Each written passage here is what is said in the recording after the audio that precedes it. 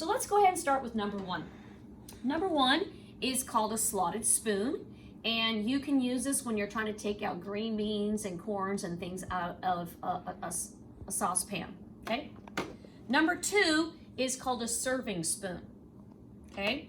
And I'm sure you know how to use that. We've used it all the time in our homes.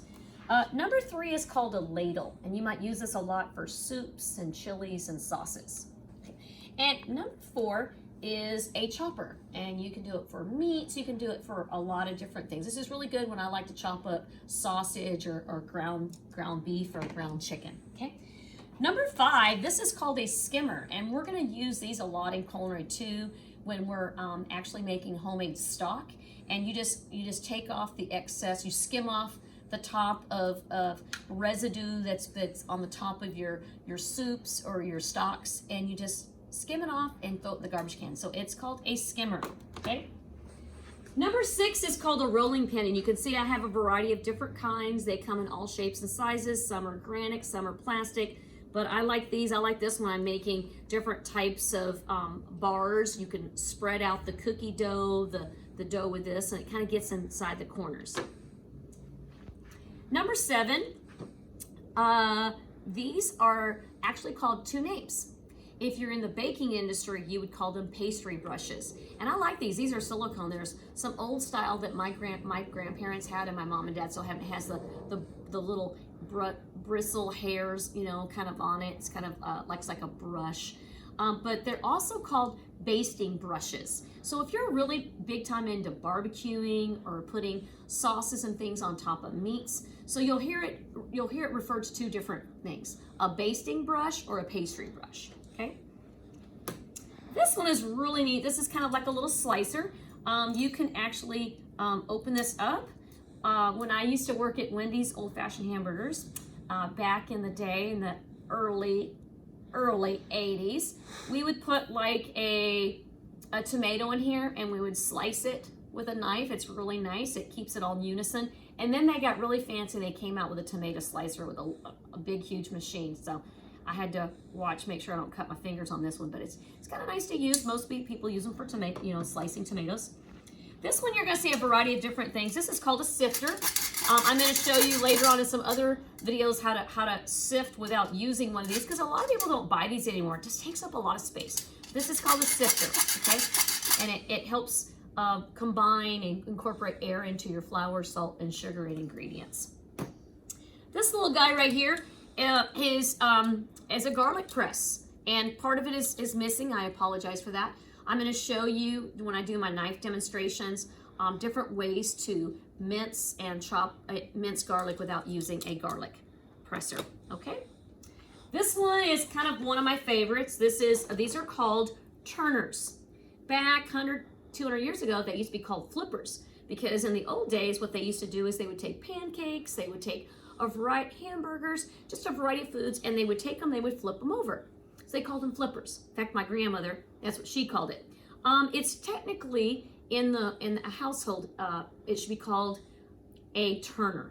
Okay, a lot of you I know are like, no, Miss Hamilton, that is called a spatula. You know, I'm sure your families call it that.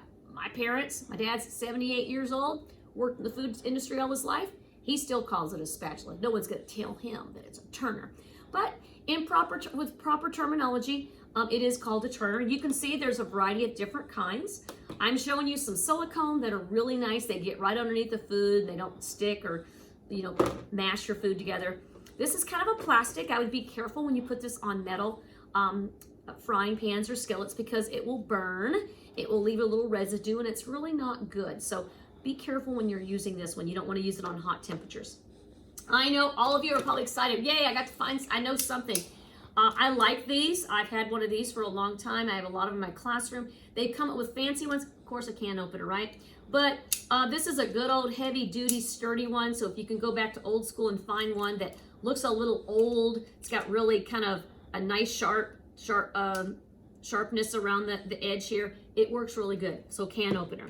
Now, this is the very authentic spatula, okay? You use this to flip burgers. In fact, I work at a sports bar, and we use these all the time. And we flip chicken, we flip burgers, They make pancakes with them. They flip their French toast with them. Their omelets, because we do omelets right on the grill. And this is a true spatula, okay? Very true spatula. So if you have one of these at home, keep it. It's excellent on the barbecue grill too. If you want to like grill some salmon, flip some ribs with them and stuff like that. I love using that. My dad actually gave me this one.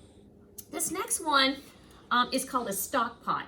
And basically, probably a lot of you at home, if you ever have an opportunity during the holidays to take some bone, take some water, throw some vegetables in there. We're going to learn that later on this trimester. But you use this, you can make soups. My dad, my mom, they make chicken and dumplings, beef stew.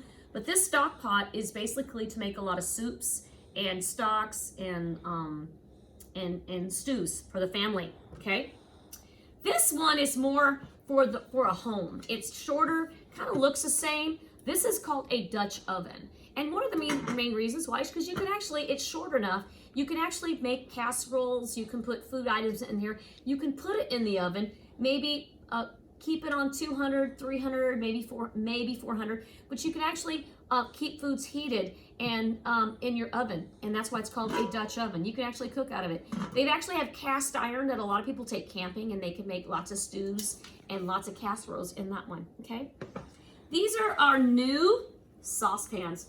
Some people call them sauce pots, and what I really like about these, we're really going food industry standard now at Bethel High School, and they've got this rubberized handle, and so the whole saucepan gets really hot, but the handles, or since they are kind of silicone rubberized, we prevent burns from happening with our students.